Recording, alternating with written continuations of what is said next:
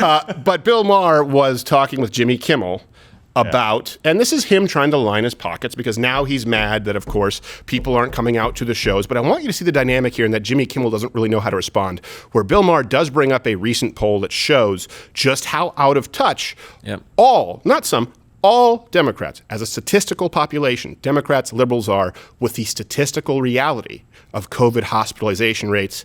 And watch Jimmy Kimmel laugh more uncomfortably than if he was at, what's that band? Tony. Tony.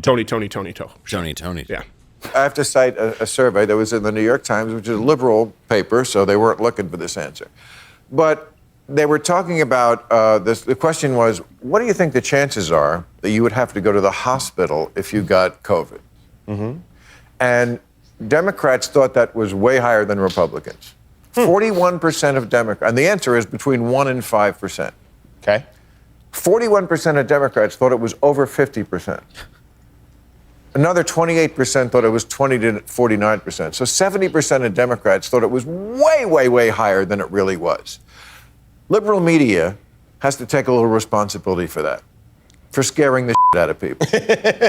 And the reason why I'm bringing this up is because it's much harder for every touring act to sell tickets in blue states. Oh, interesting. They're afraid to go out of the house.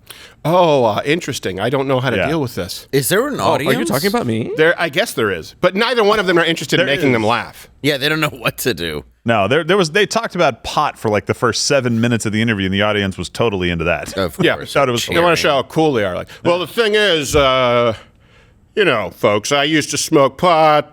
People say that, you know me. That's the Bill Maher thing. It's always an inside joke. Like, well, you know me that I like drugs.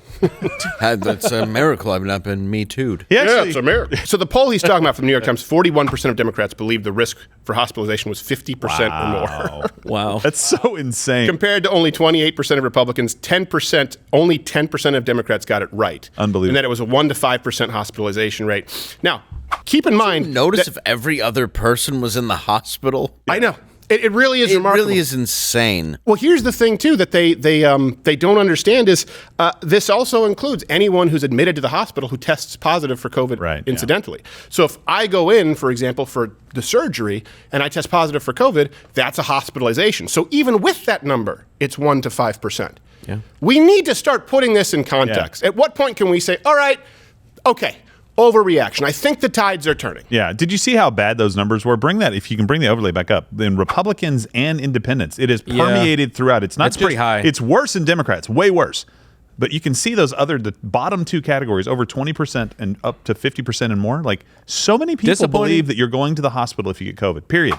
You're done. You're going to the hospital. It's going to be a severe case. The statistical chance of you going to the hospital if you have COVID is very, very low. And the statistical chance of you having COVID if you get sick right now is very low. There's a much stronger likelihood that you have something else. Right. Another flu, cold, allergies, sinus infection. This is a statistical reality. And my doctor made it very, very clear. Said, you probably have something else. Yeah. It's a 10, maybe 15% chance that you have COVID and you'd probably be asymptomatic. You probably have something else. And we're not keeping this in context. Right.